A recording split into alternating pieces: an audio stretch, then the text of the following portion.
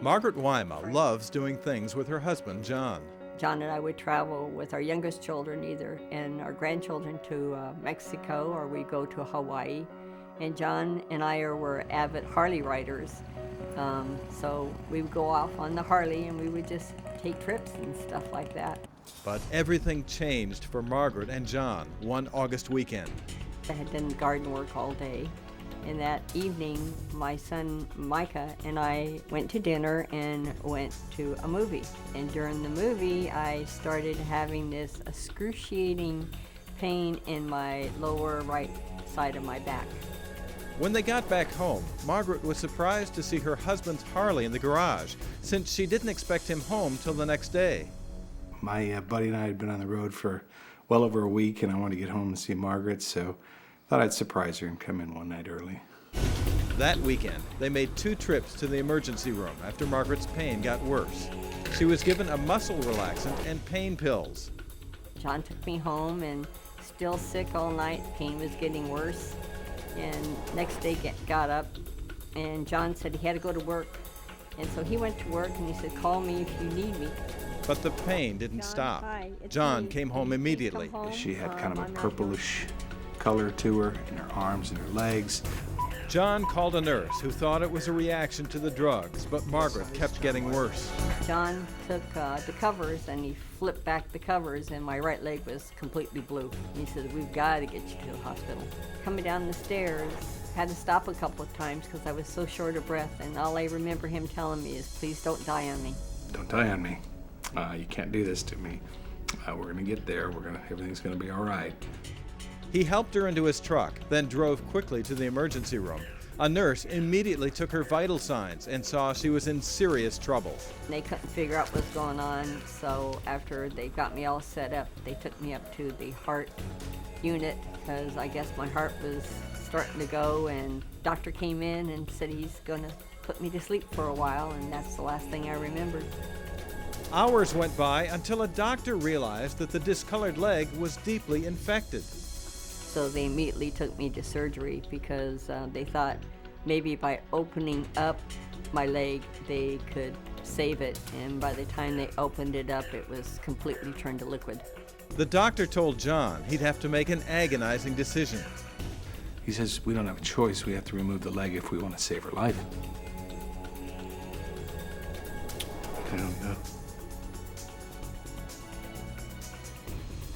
That was wasn't quite ready for that one. He told the kids that he was afraid I would be really upset at him because my leg had to go.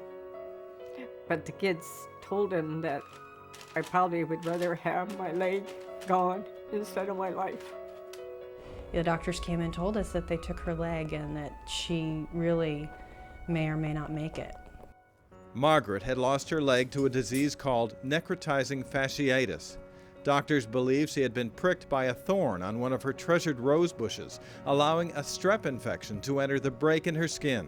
Necrotizing fasciitis is a flesh-eating disease, and basically what it goes in and it attacks all the fascia, attacks all the muscles and all the tissues, and it just turns it to water.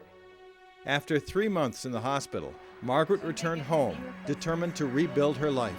The first thing she wanted to do was learn how to drive again, get back in the car so that she could start, getting around, doing things on her own. It was nice to see her grasping her life and changing every day. She first got around in a wheelchair. Then she began hours and hours of physical therapy, learning how to use a prosthetic knee with therapist Susan Watkins. She's kind of in the advanced learning stages where she has a microprocessor knee that she's now learning how to do things easier, quicker, safer than she's been able to do them before. So we're hoping that Margaret's going to be able to put one of those crutches in the closet and have one hand free. Now, 2 years after the surgery, Margaret continues to make remarkable progress, navigating stairs around the house and returning to many of the things she did before losing her leg. I still do the traveling. This past year, we did a week on the houseboat with our children in Lake Shasta, and then I also got to go to London this year since my husband was stationed over there. There's nothing she doesn't do now. I mean, she does the errands, and she does the laundry, and she cleans. People are really surprised how well I do get around and how well I'm just adapted to everything. I just figure, life is too short not to do these things. Margaret has even returned to gardening. Yes, roses too.